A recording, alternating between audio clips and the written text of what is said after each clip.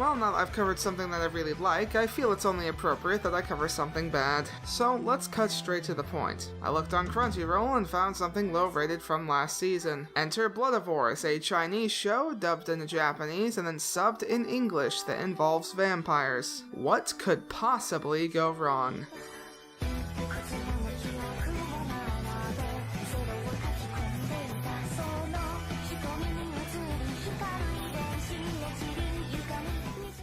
So before I begin trying to give a general summary of the series like I usually do, allow me to apologize in advance. The story in this show is such a mess, and because of that I'm going to have a hard time properly summarizing it for reasons that I'm about to get more into. So, the world of Bloodivores has gone through some tough times. An insomnia epidemic swept across the globe, forcing those affected to stay up for weeks straight and slowly go insane. A drug was created called Lullaby to combat this problem, and it worked. However, the drug had quite the side effect. That side effect being that it turned people into bloodivores, otherwise known in our world as vampires. Now we fast forward to the future, where this has now become a normal thing, and the population is required to wear a collar that will signal when someone is turning. This brings us to our main character, Mi Lu and his friends Wen Xiao, Angie, and later on Shen Fong. However, Mi Lu goes by another title, the Child of Peace. He is called this because he is half bloodivore and half human. However, even though he is called the Child of Peace, the first episode seems to show quite the opposite, as we find our cast robbing a bank. Long story short, they get caught and sent to prison.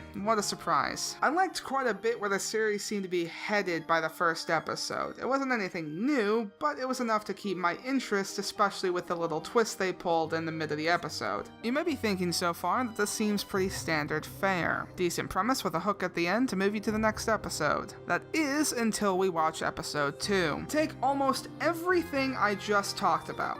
Okay, you have it? Alright, now throw it out the nearest window. When episode 2 comes around, the setting changes and it almost seems like a different show entirely. This is why it's difficult to write about, because I technically have to write 2 story summaries if I want to make my point correctly. So what is the show like from episode 2 and beyond? Well, our main character wakes up in a small cramped room after their prison transport was attacked by a gang of soldiers. He looks next to him and realizes that the 2 people near him are unfamiliar. Once again, to make a very long story short, the door to the room opens and he realizes he's in a facility with many other death row inmates. It is then revealed to them that they are now in a game of life and death to survive in an area named Aori. Before they can get much more information though, they are attacked by these very generic looking monsters. I hate to keep saying it, but Mi Lu escapes topside and finds that Aori is an overgrown city, and now he sets out to find what the truth is behind all of this. I'm sure you can see what I meant when I said it feels like a completely different show after episode 2. The change is kind of jarring and disappointed me, honestly. Where the show appeared to be going in episode 1 interested me far more, but I still wanted to give the show a chance.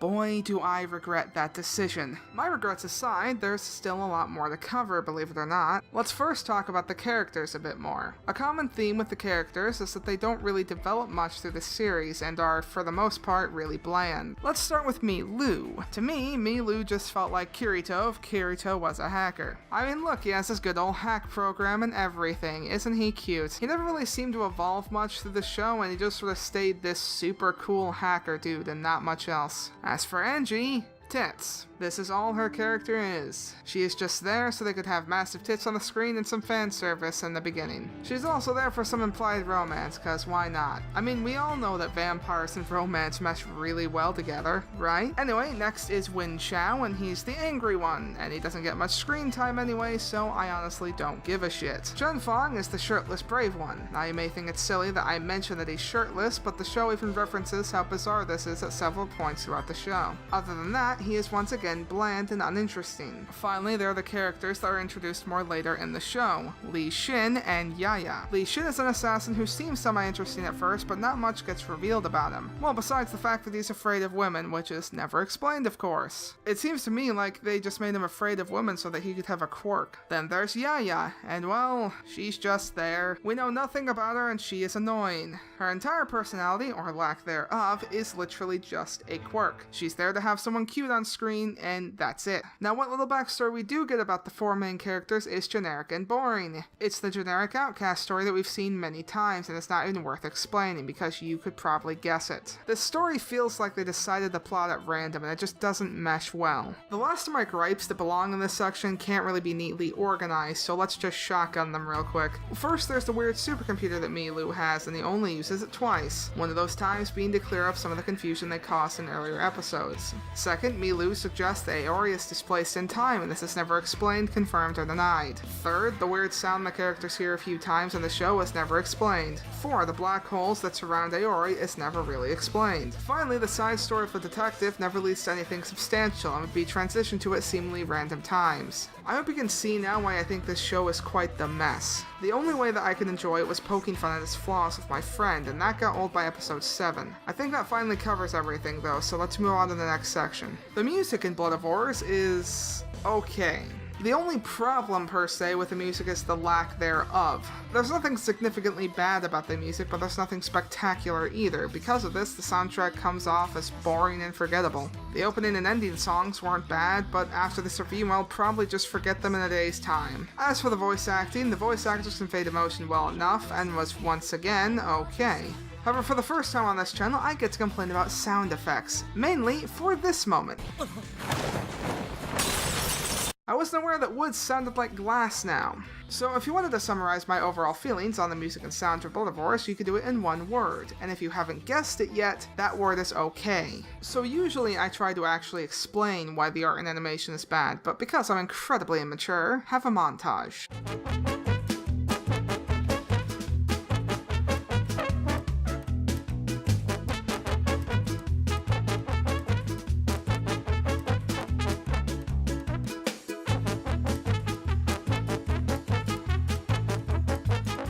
As you can see, there are many errors and it's not very good. From fucked up eyes to continuity errors, you can see that this is definitely not where the budget went. There's also lip sync issues which can be quite distracting. But don't take my word for it, take a look at a good example. Man, ain't this show quality.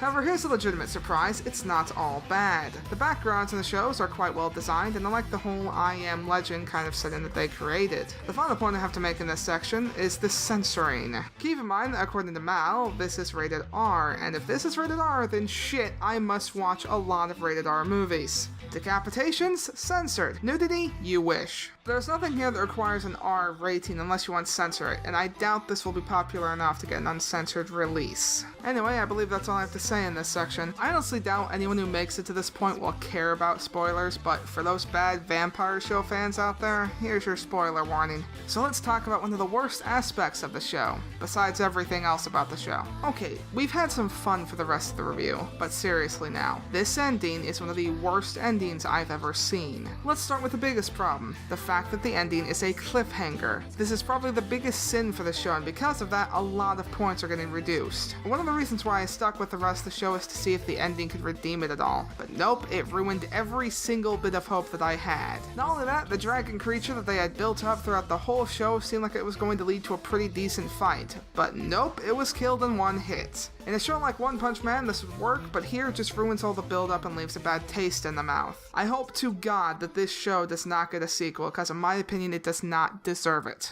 Well, this will probably be one of my longer videos, and that's only because of how much bad there was in this show. I tried to find redeeming qualities about it, but everywhere I looked it was just all poorly done and boring in the end. I don't know if the original comic is good or not, but I hope it's better than this. Seriously, the only other show that ended up boring me this much was SAO2. Anyway, my final rating for Bloodivores is a 2.8 out of 10, and a recommendation to completely avoid this show. I've seen people ask online why all the hate when discussing this show, and if you were one of those people, please tell me. Did I miss something? Seriously, I don't get how a show can have this many flaws and still get praise from anyone. It was an atrocious experience to sit through, and I don't plan on doing it again. Anyway, I've took up a lot of your time already, so as usual, goodbye, and I hope to see you in the next review.